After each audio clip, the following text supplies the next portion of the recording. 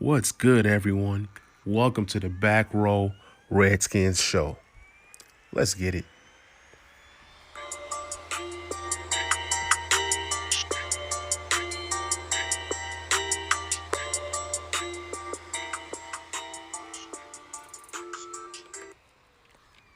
So, guys, on this show today, we got a lot to talk about. I took it to Twitter and asked my Twitter followers who are Redskins fans, what should we talk about on today's episode?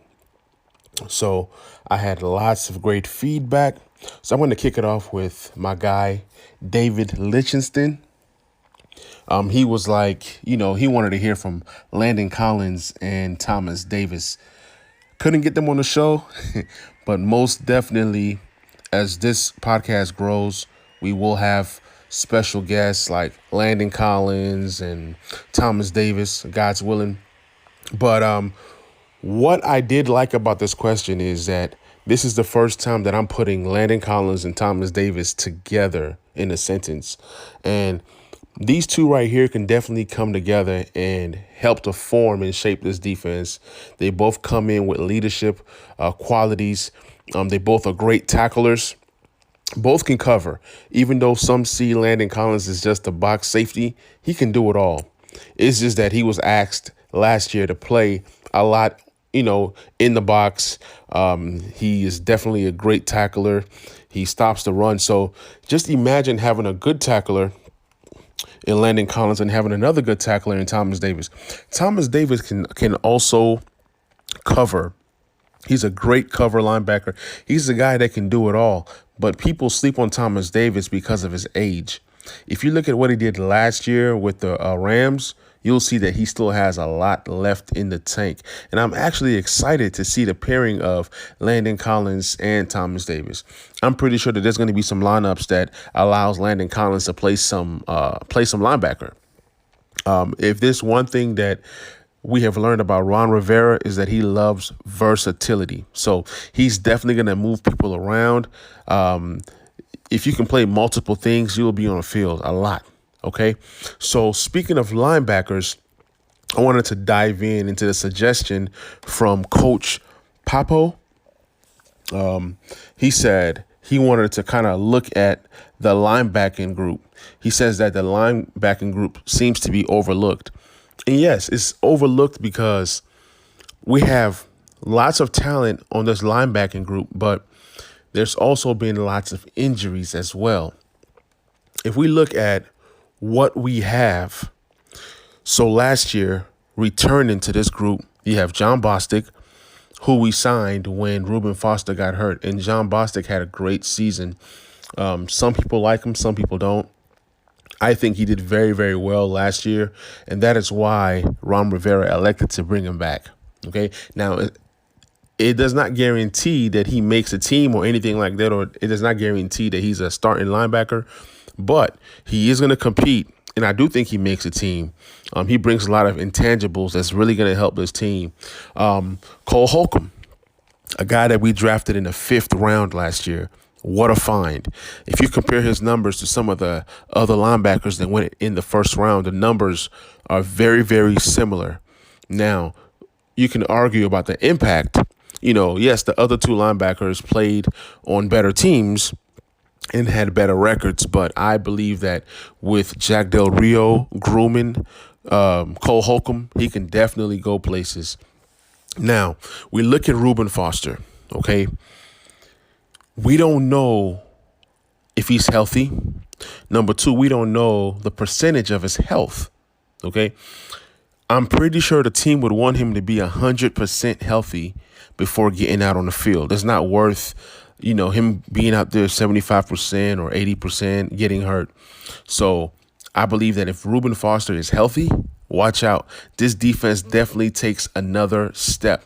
Reuben Foster is a kind of linebacker that can kind of do it all. He's an excellent, phenomenal tackler. Okay. He does not play games. He likes to stuff the run. He can do some coverage. He can do some covering. So don't sleep on his coverage skills. He's a linebacker that flies left to right, can cover the entire field. So, and his speed is elite. and he's a hard hitter. So he's definitely going to bring some of that toughness, some of that grit to that linebacking group. Now, Sean Dion Hamilton. This is a guy that each year he takes a step. Some people like him, some people don't. He's a very good linebacker, and he's a very good coverage linebacker as well. So I see Sean Dion Hamilton taking a step. Whether he wins a starting job or not, I'm not sure, because like I said, Ron Rivera and Jack Del Rio want versatility. Just know that they're going to use these linebackers all over the place. And it's awesome to have so many guys with so many different skill sets. Josh Harvey Clemens, another name that we all know. He's been around for a while.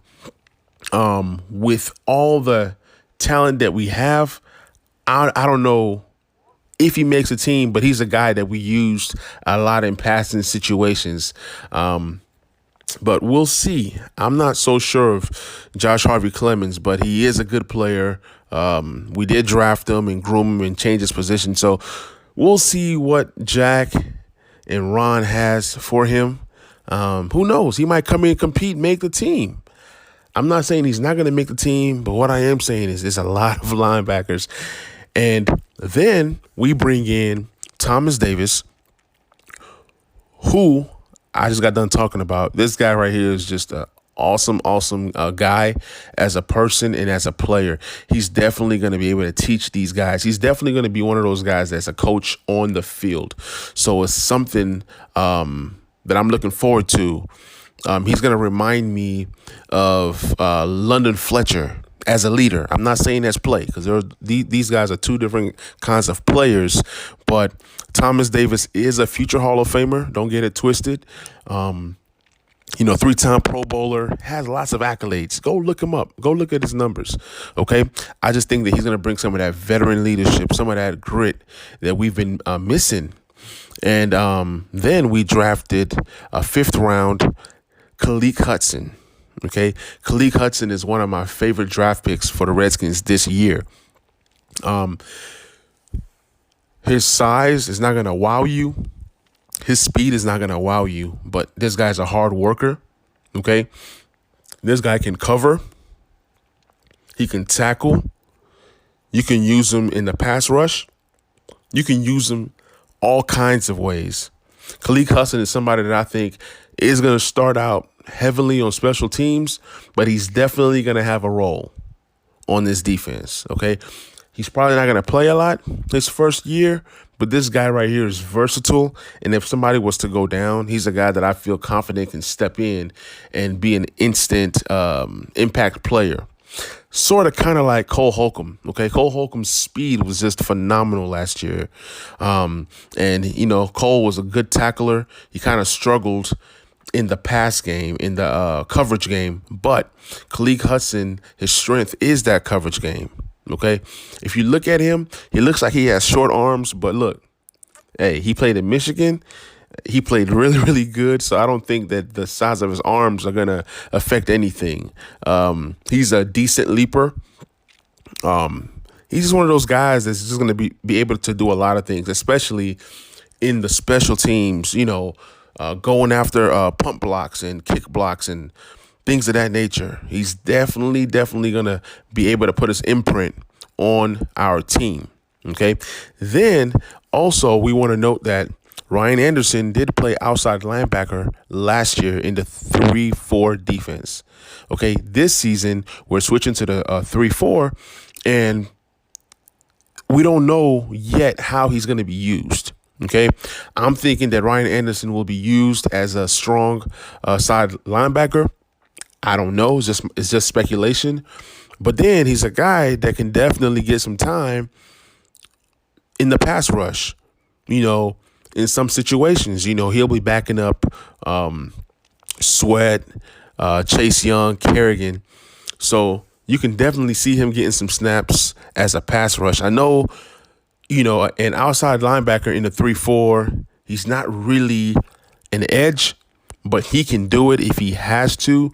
He did have great success last season, and I'm looking for Ryan Anderson to build upon that success.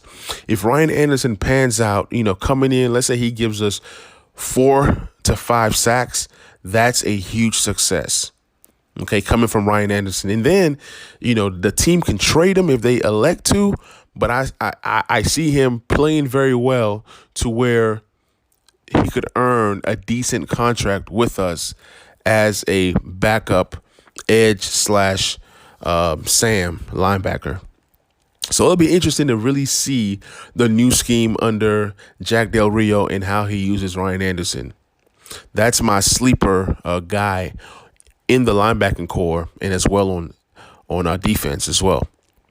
So key additions, like I mentioned before, Thomas Davis, Khaleke Hudson, 5th round pick. Another guy that nobody is talking about is Kevin Pierre-Louis. This guy right here played very well for the Chicago Bears last year. If you go ahead and look at his tape, he's one of those guys that can be moved around all over the field. He has very good pass rushing skills. He can cover a little bit. He's very scrappy. He's one of those guys that you want on your team. He's going to bring a lot of energy and a lot of passion to that defense.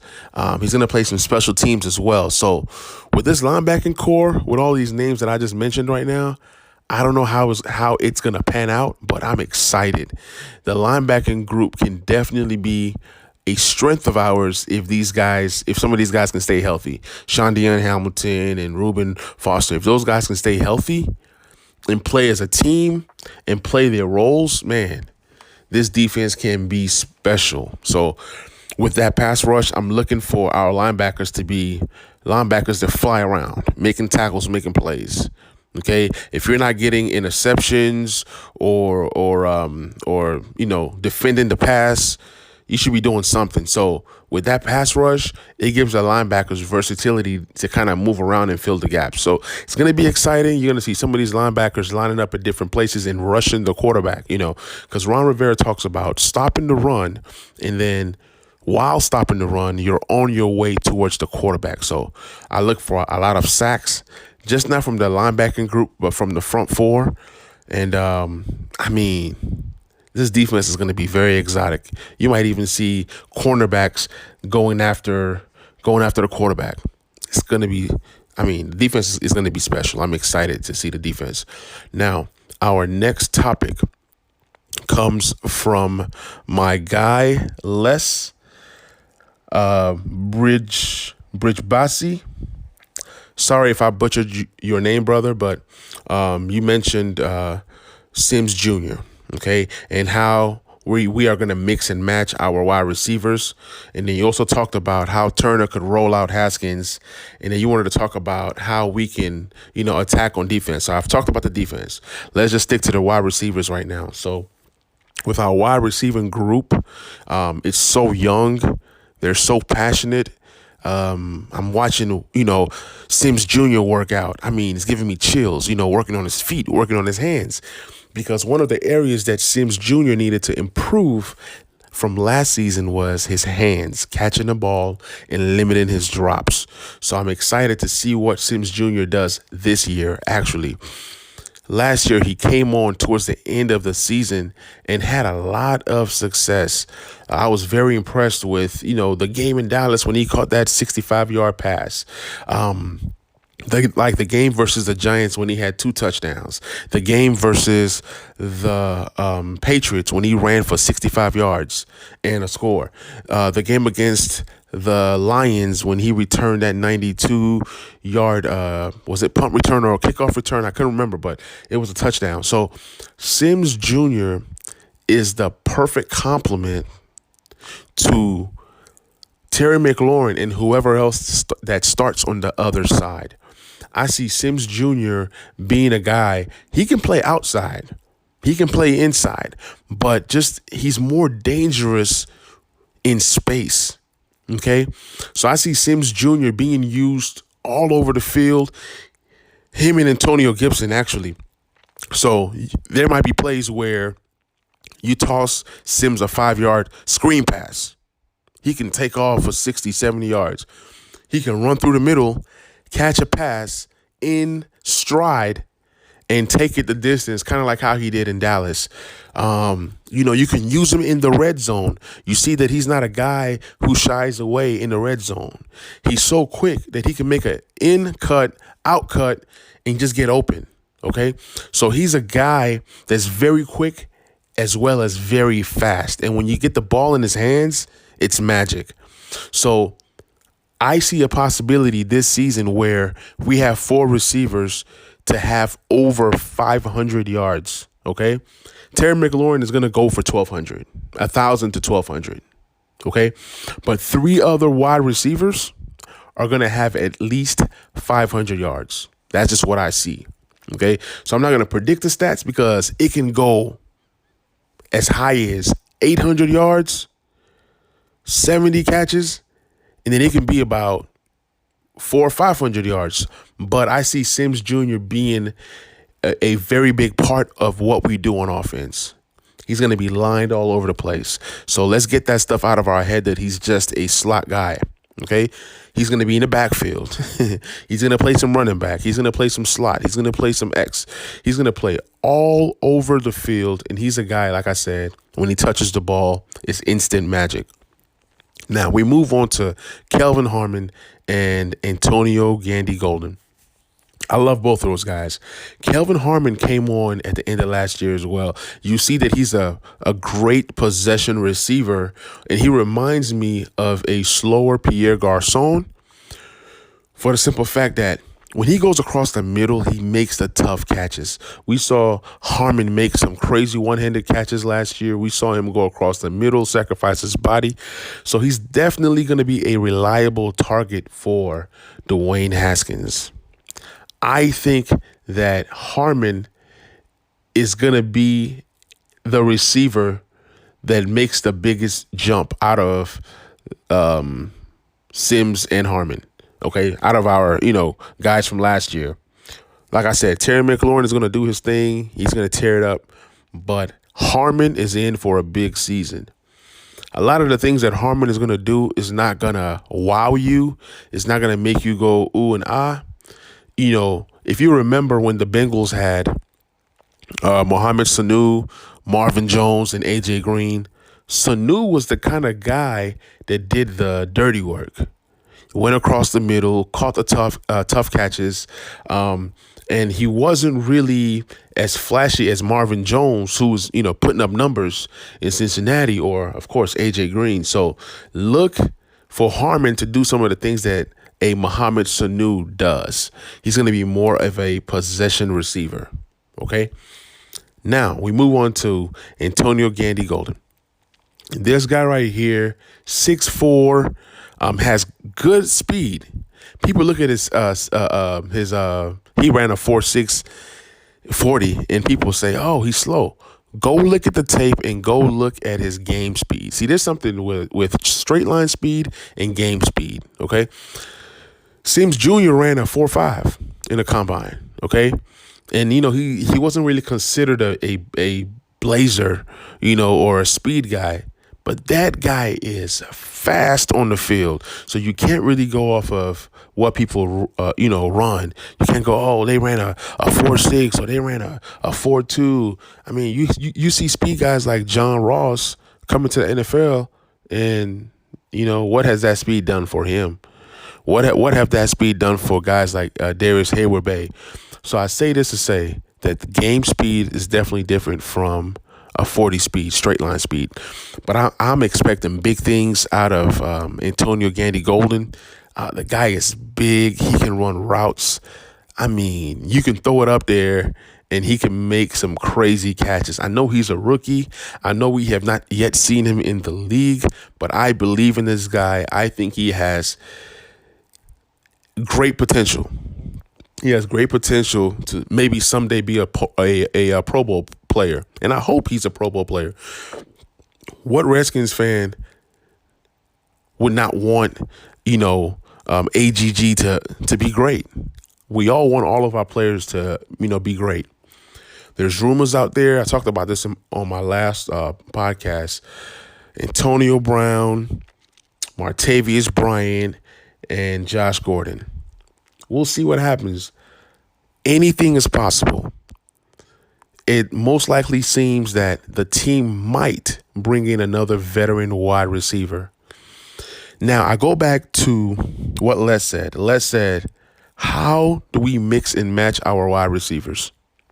Somebody brought it to my attention that there is a possibility of having Terry McLaurin on one side, okay, having AGG on the other side, and having Harmon in the slot in certain situations. And when I think about it, it's not that bad because Harmon excels going across the middle anyways, right? Not only that, AGG can run routes on the outside, and so can Terry McLaurin. Terry McLaurin can really be moved all over. Don't be surprised if you see Terry McLaurin taking snaps from the slot. So when you talk about mixing and matching the wide receivers, you can see a lot of exotic plays. Okay, Scott Turner knows what he's doing. You know, bootlegs with Haskins. If the running game is clicking, oh my gosh! If the running game is top, let's say top 15 this year, that passing game is going to be nice. Okay, when you bootleg, you got the tight end up the middle. It doesn't matter who is playing tight end. I know we are concerned about who's playing tight end, but if the run game is top 15 and if the run game is clicking, oh my gosh, these play action fakes are going to be so lethal. Okay, AGG going deep. Sims going deep. Everybody's going deep. Everybody's going across the middle. Scott Turner is going to utilize these weapons, and let's not sleep on Antonio Gibson. That's another guy that can be used all over the field. So the passing game is going to be fun. The wide receivers are going to be fun to watch. I think that the Redskins are going to put up stats both offensively and defensively. Now, I don't know if it's going to lead to wins or as many wins as we might want. But one thing that I would say is that this is going to be an exciting team this year, and we're going to put up lots of good numbers. So I'm excited to see that. My guy, Johnny Redskins, said hope. Look, and I told him, man, I got plenty of hope for all of us. I believe in Haskins this year. I believe in Geist this year. I believe in Antonio Gandy-Golden. I believe in the team this year. Again, I'm hoping that we play so well that it translates to wins.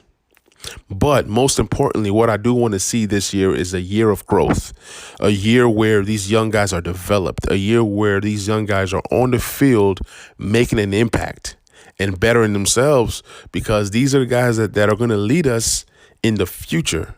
Okay, we're investing all these draft picks and, we're investing playing time and things of that nature, because really, realistically, this year we had the money and we could have brought in a tight end. We could have brought in a wide receiver. We could have done different things. We could have brought in another corner. Okay, and that's my next topic. My friend Tina Reed, she said the state of the secondary. That secondary does not look scary, does not look as talented as other secondaries out there. But the beauty of our team, like I've mentioned before, is that the pass rush is going to be so good. Okay? So if the pass rush is so good, it's going to help everything else. When this pass rush is out there attacking quarterbacks and lessening their time to make a pass, it's going to help. We don't know what we're going to get out of these corners, okay? It's lots of question marks.